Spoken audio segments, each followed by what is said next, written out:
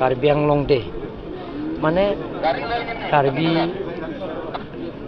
কাৰ্বি আংলঙত জিলা গঠন কৰা প্ৰথম দিনটো আছে 1952 17 নৱেম্বৰ।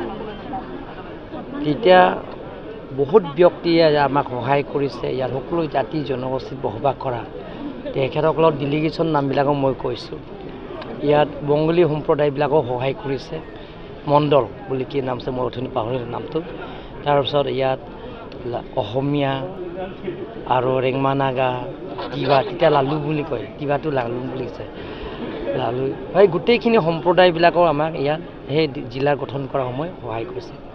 বিশেষকৈ আমাৰ গোপীনাথ বৰদলৈ তেখেতৰ নেতৃত্বতে যে বৰদলৈ কমিশ্যন এটা গঠন কৰাইছে, চেয়াৰমেন আছে তেখেতে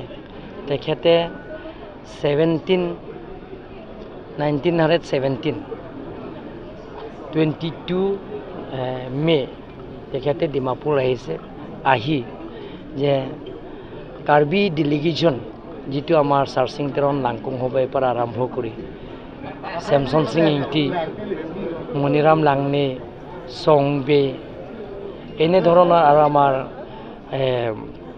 ৰেংমা তেখেততো তেতিয়া আমাক অৱদান আছিলে। তাৰপিছত তিৱা সম্প্ৰদায়ৰ পৰা আহিছে আৰু বেংগলী সম্প্ৰদায়ৰ পৰা গৈছে ডেলিগেটছ। গোটেইখিনি ডেলিগেটছ লৈ তেখেতসকলে ডিমাপুৰ গৈ মেমৰেণ্ডামো দিয়া হৈছে আৰু আলাপ আলোচনা কৰি গোপীনাথ বৰদলৈ কমিশ্যনে সেইটো কেন্দ্ৰীয় ছাবমিট কৰা হৈছে। ছাবমিট কৰাৰ পিছত 1951 স্বাধীনতা পোৱাৰ পিছত, যেতিয়া স্বাধীনতা পোৱাৰ পিছত আৰু অসমখনৰ যেতিয়া ষ্টেট হোৱাৰ পিছত, তেতিয়া প্ৰথম চিফ মিনিষ্টাৰ হৈছে গোপীনাথ বৰদলৈ। তেখেতৰ ৰিকমেণ্ডেশ্যনৰ মতে আমি ইয়াত জিলা গঠন কৰিছোঁ 1951 17 নৱেম্বৰ। গতিকে আজিৰ দিনটো আমাৰ কাৰণে এটা চেলিব্ৰেশ্যনৰ দিন। গতিকে আমি সকলো জাতি জনগোষ্ঠীত কাৰ্বি আংলঙৰ বসবাস কৰা, লগতে যিবিলাকৰ ইয়াত যেতিয়া জিলাত গঠন কৰিব লাগে বুলি জিলাত দাবী কৰা নেতাবিলাকৰ, স্বৰ্গীয় নেতাবিলাকৰ তেখেতসকলৰ পৰিয়াল কাৰণে আমি কাৰ্বি আংলং অট'নমাছ কাউন্সিলৰ পৰা আমি সন্মান হিচাপে আমি জনাইছোঁ।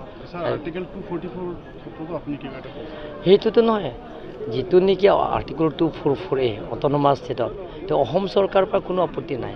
গতিকে আমাৰ সন্মানীয় বিধায়কসকলে যে আমাৰ কোকৰাঝাৰ যেতিয়া স্পেচিয়েল এছেম্বলি হৈছে, তেতিয়া অট'নমাছ ষ্টেটৰ সম্পৰ্কে তাতে আলোচনা কৰাইছে আৰু তেখেতে কৈছে আমিতো অসমৰ বৰ অসম কৰিবৰ কাৰণে বিচাৰিছে, ভাৰতৰ সংবিধান থকা বস্তুহে বিচাৰিছে। গতিকে সেইটো আলাপ আলোচনাৰ মাজতে হ'ব।